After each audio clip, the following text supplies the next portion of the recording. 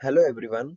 In this video, we are going to discuss one of the properties of DFT, that is differentiation in time property or the first difference property.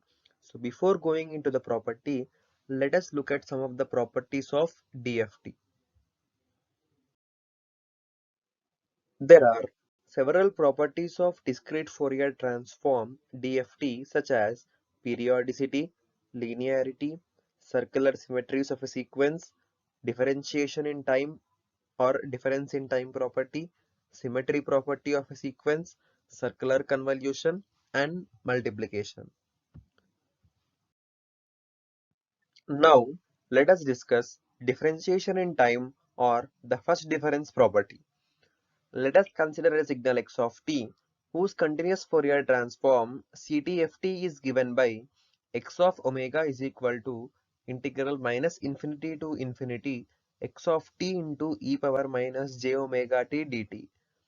Coming to the differentiation in time property, as the name itself suggests that we are going to differentiate the signal x of t and we are going to find its Fourier transform. So for x of t, the Fourier transform is x of omega.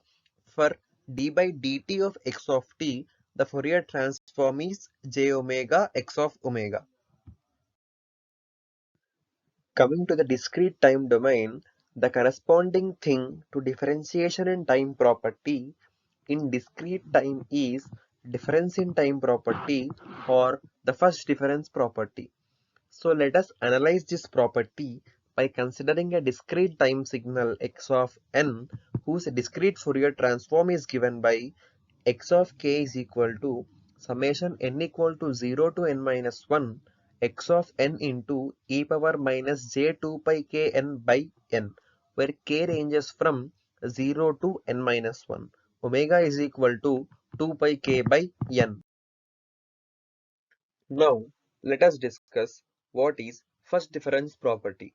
The first difference property can be given as for signal x of n, the corresponding Fourier transform is capital X of e power j omega.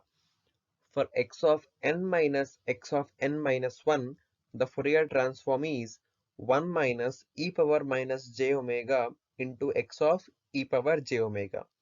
So from these two properties, that is differentiation in time property in continuous time domain and the first difference property in discrete time domain, we can create an analogy. Whenever j omega occurs in continuous time domain, we can replace it with 1 minus e power minus j omega in discrete time domain. Now, let us understand how this analogy works and helps in calculating the DTFT of different signals. So for example, consider the signal unit steps function u of t. The Fourier transform of u of t is given by pi into del of omega plus 1 by j omega. As we studied earlier, that whenever j omega comes in continuous time domain, we are going to replace it with 1 minus e power minus j omega.